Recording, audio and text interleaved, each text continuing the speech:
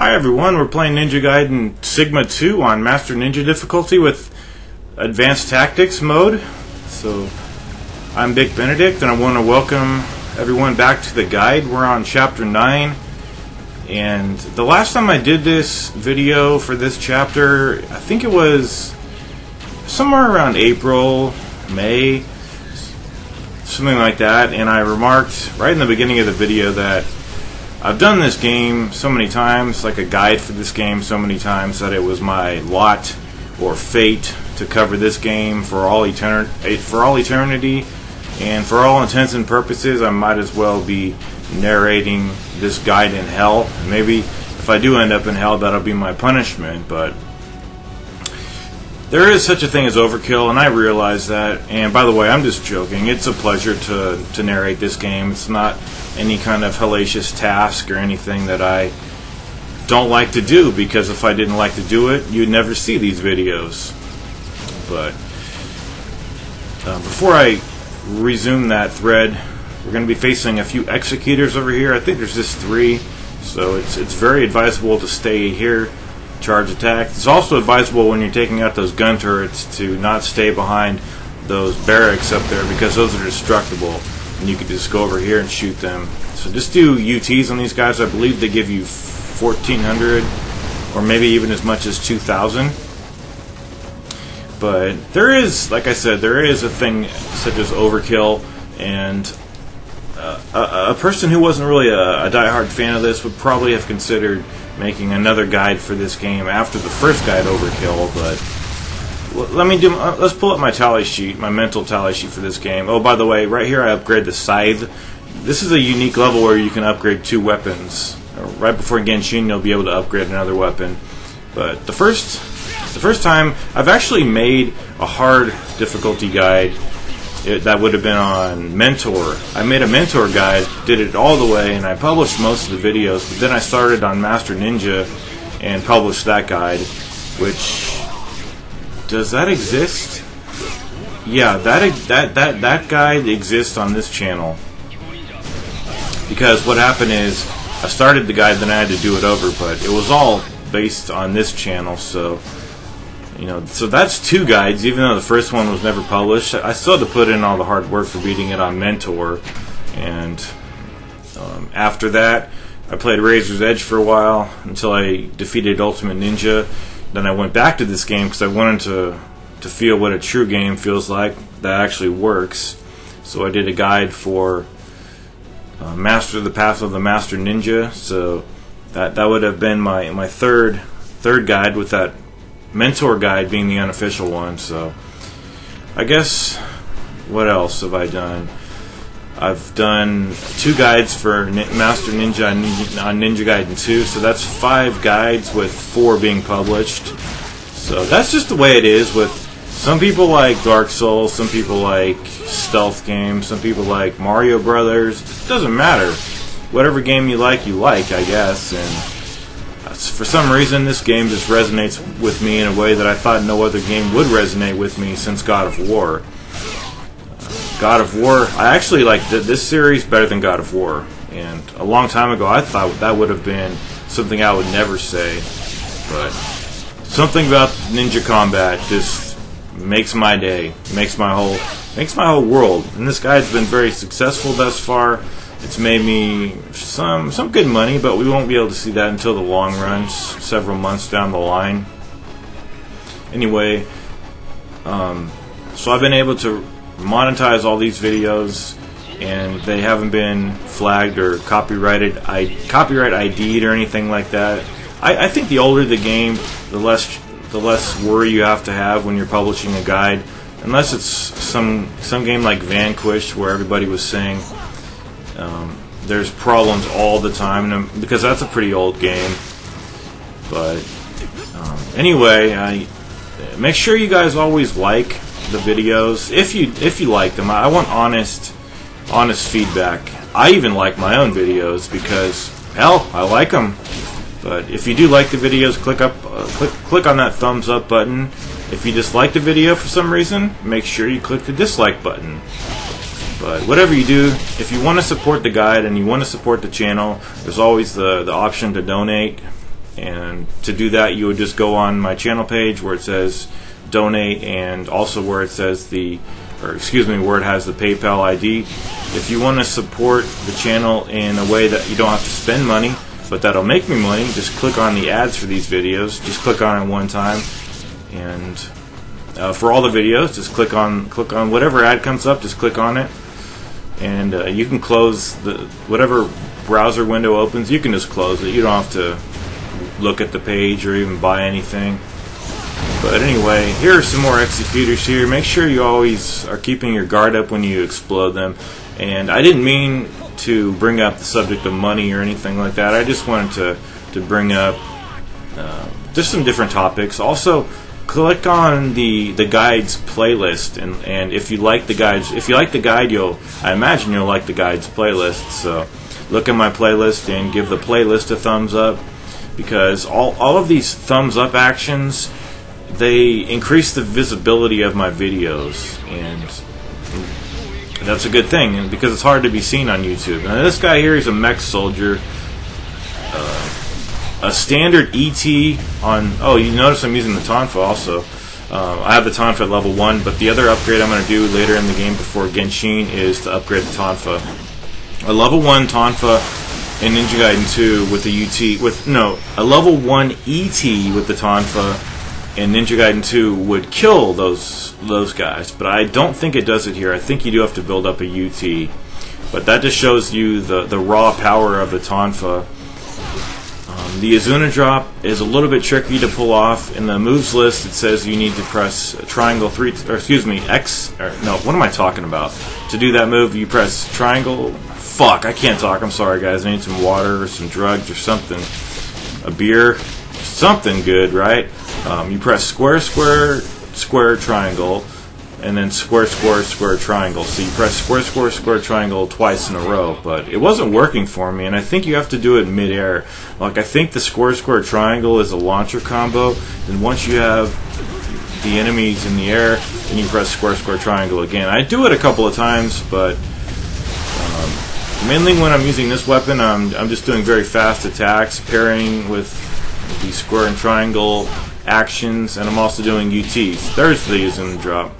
It's pretty tricky. I think it's the way the Lunar's Azuna drop worked in Ninja Gaiden 2, because in that game you couldn't just press square, triangle, square, square, triangle, and that is the move for the Azuna drop, even though in the moves list for like the Dragon Sword, it'll tell you to do square, triangle, square, square, square, triangle.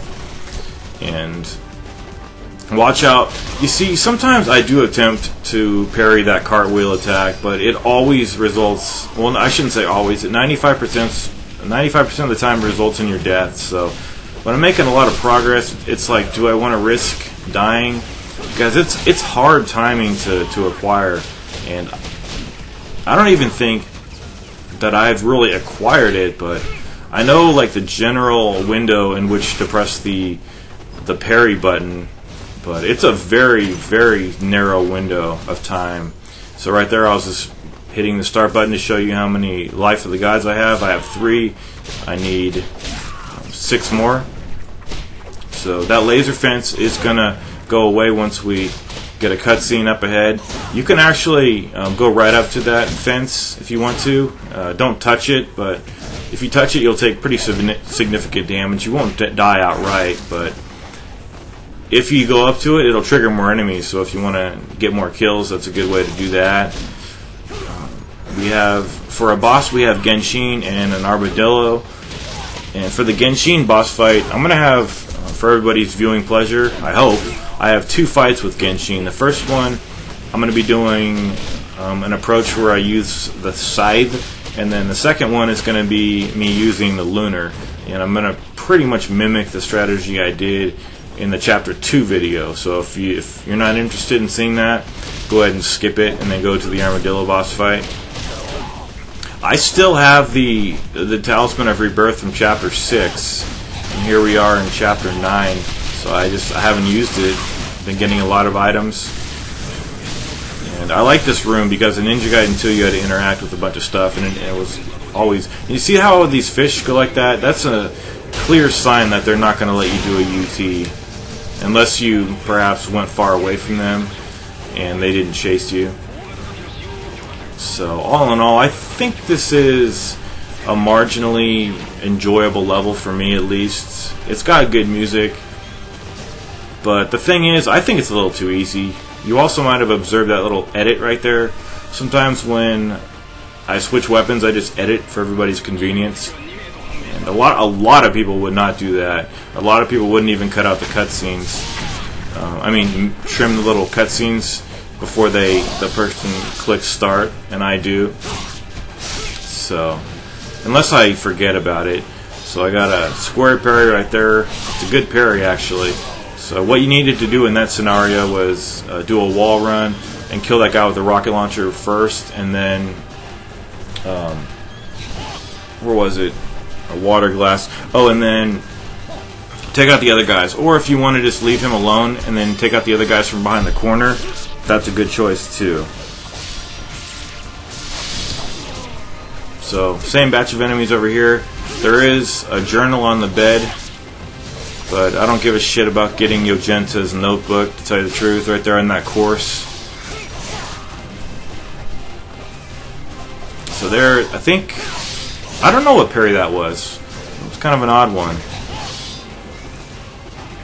Now we're going in the elevator, and we're going to find some more enemies who are alerted right away. So, got a wind path on that guy. Gonna take this guy out. So I'm trying to use a variety of weapons as well to diversify my skill, diversify the content on this gameplay. Incidentally, there's $1,000 worth of orbs in that console right there, which I hit inadvertently. But that's the only console you need to interact with. So you see right there, I chopped at that guy because he was doing his cartwheel attack. And sometimes I love to do the cartwheel attack. Other times it's so risky. I cannot emphasize how risky that move is because you've got to start over. So here I'm equipping this in anticipation of the fish. But whenever you do that, of course you don't get fish. So here's another Lives of the Thousand Gods coming up right in plain sight. That annoys me for some reason that's in plain sight. We also have some silos on either side of this room. The one on the left did contain a test of valor in the other game. In this game, it contains nothing, but the other silo, or I guess it's not a silo, it's the little capsule room or something. It contains, can't remember what it contains. I'll have to see for myself in a moment.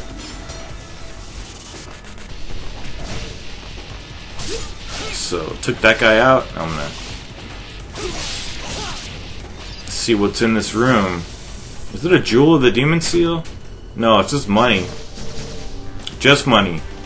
So, I actually go in here just to be certain there's nothing there. So hit the save point right here. Alright, after saving it, you want to hop down here and we're gonna get another item over here. What was that? Was that money? Sorry, my voice faded out right there. I was reaching for my smart water. Okay, these guys here, they cannot be taken out with a tonfa the way the larger mech soldiers can. So do a UT. There's only 2 of them. Keep your guard up. And collect all your money. I thought there was a 3rd one. He never came, though. I mean, he doesn't come. There's only 2. So I don't think you can upgrade and get another weapon upgrade at that store since we already did it. So there's nothing down here, but you need to equip your arrow. One thing I like about this game is that you can just use the arrow, use the bow. You don't have to switch to the bow. But I did like the incendiary shurikens in the other game. I love those things. There's something else that I loved about the other game too. Or no, that I love about this game, but I can't recall what it is. I'll know the second I hit the stop recording button. Save point up ahead, and I have a maxed out amount of Devil's Way mushrooms, and that's the reason I'm throwing the void. Otherwise I wouldn't throw the void. If you're really trying to get better, remember I told you in a few chapters back, or maybe it was maybe it was just as few as 2 chapters back. Don't heal, and also don't use magic. I try not to use magic because it is a cheap way out of a situation. I don't really want to say it's a cop-out, but it just, you're using, I mean, it's in the game, so it's fine to use, and I wouldn't fault anybody for using magic, because I use it very frequently on bosses and stuff like that. Well, not so much on bosses, because normally bosses are immune to that, but in a hard situation, I use it, or if it's just part of my normal routine, I'll use it. So right there, I missed a couple of wind paths, as you could probably guess. But if you're really trying to better yourself as a player, you have to kill these guys without using magic. And if you just can't resist doing it, just use all your magic in an area that's empty, so that when you come to these battles, you have no magic. And that's a good way to do it. So it has a countdown here, but it doesn't matter if it gets to 0 before you get to the area over here, which I put a crossfade on. So we have some items over here. I think this is normally money. God, that was a cool parry. That's a square parry. I love that parry with this weapon. Oh, it's health. So I'm going to keep the health there and use it to expedite that charge right there. Watch out for the rocket launcher enemy. I think you get 3 hits and then you're dead with the amount of health we currently have.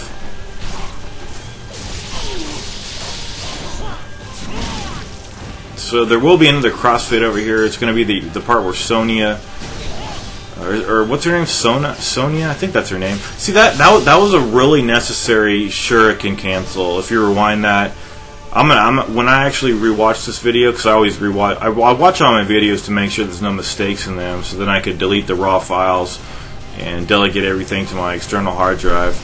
But I'm actually gonna rewind that, because I remember specifically that being such a necessary shuriken cancel. And these gun soldiers here, they have like a navy type of suit, and they differ from the gray ones in skin color. I mean, not in literal skin. Oh, see, another square parry. It's tight. Not skin color. I'm just saying their skin differently with their character. But are there any enemies down here? There were enemies in Ninja Gaiden 2. You could bet your ass there were enemies. There's enemies all over the place. There are enemies up your ass. Okay, so if you don't have, if your health is not full right there, and you don't have maxed out items, don't grab that chest. Well, I guess it would be okay if you didn't have.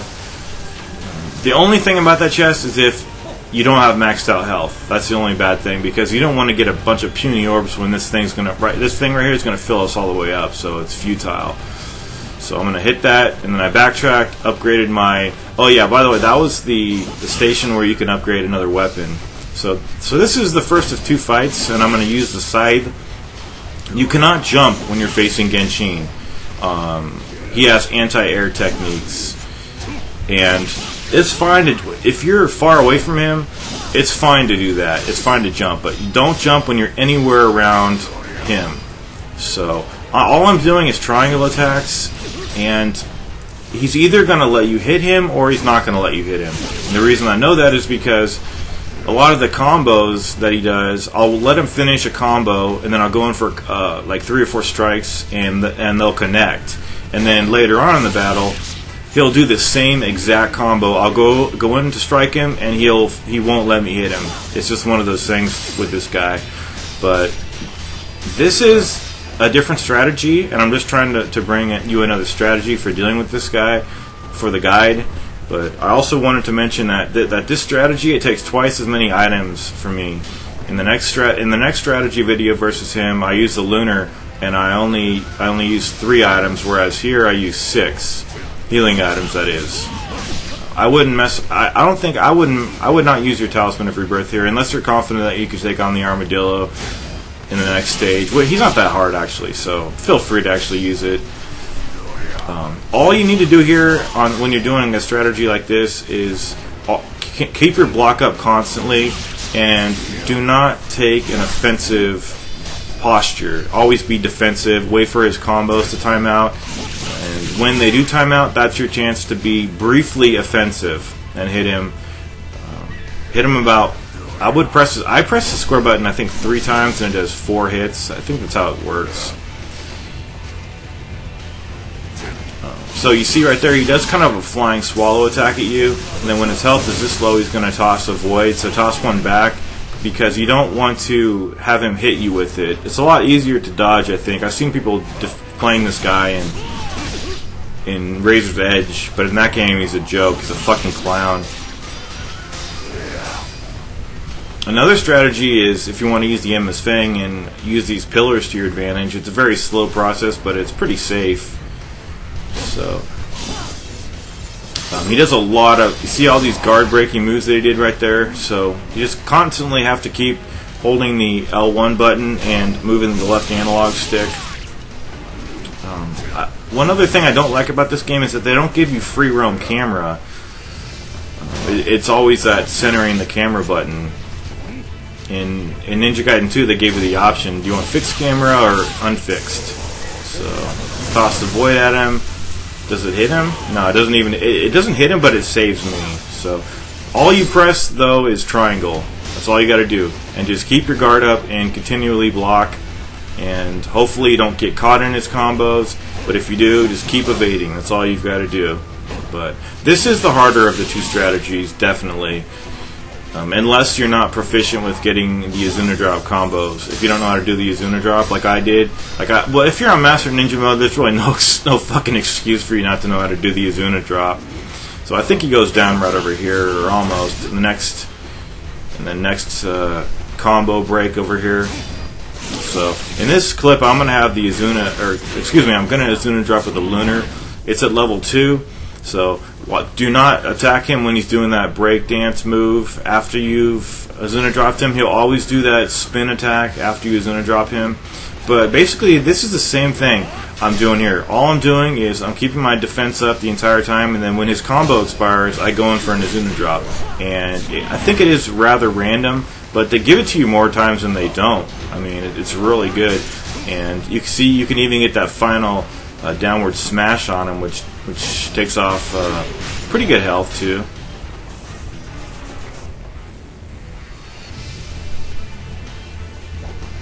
See, it's evading all his combos. He hit me with the final one. I did another Izuna drop. I think you really owe it to yourself to at least in one of these in one of the 4 fights with Genshin. I mean, the 4th one will be versus the Fiend Genshin or Evil Genshin. I think you really owe it to yourself to try to do this strategy if you've never played this game before, because it's prohibited in the original version. And it's just so fun. Everybody there's not anybody I don't think who would say it's not fun. At least, the concept of it. The execution might not be the most enjoyable, fun experience you'll ever have, but it's pretty rewarding to Izuna drop him. To Izuna drop an enemy that you thought would never be capable of that, or would never take to that type of move. So here I was boxed into a corner. Notice in both of these clips though that I've never jumped unless I was very, very far away from him. And as you can see right there, if too much distance is put between you and him, he'll toss those shurikens. And this time they're not flaming. We will face this guy again in Chapter 11, and he's going to be just as easy. But on the final chapter, he's in his Fiend form, and he's very, very difficult. And he resists the Izuna drop, unfortunately. And it's the hardest fight in the game for me, the doubleheader versus him, and then versus Elizabeth. So I promise you guys I will not do the trick where you hide behind his body and charge attacks with the scythe, because I've always been ashamed of that, and this is probably the last time I'll be doing a guide for this game. So I want to go out with not being so fucking cheap and doing that attack. So he should almost be dead over here. That was probably a failing on my part to do the Izuna drop, just because I'm working so fast, multitasking. But also note that I haven't used any of my Talismans of Rebirth. So right here, I thought I had the. I don't really know. I know mentally I had the Lunar equipped, but when I went in for my charge for some, I went for the scythe. This guy's pretty dangerous, so when he's doing his rolling attack, you may want to get iframes from UTs or ETs. But see, that kind of shit can happen. So I also wouldn't really do triangle attacks. I would focus on hitting his legs or his tail with the square button. But since I am going to use a Talisman of Rebirth, I need to use what magic I have on hand. And now his life is about 2/3 left, so he goes into his rage mode, where hitting him normally is pretty much impossible, so you've got to do voids. And if you've been following my guide, you're in really good shape because you've got the void up to level 3 and it's going to take the maximum amount of damage off of him. But you do have to hit him in the head to get the most damage off of him. Although a body hit will do pretty good damage. It's a pretty modest amount of damage, but a headshot will really make this guy feel the sting of the attack. So another issue is, him walking around all the time and trying to get the circle to line up, but you don't have to take all of his health away. I think this void right here puts him down, and then all I need to do now is go over to him.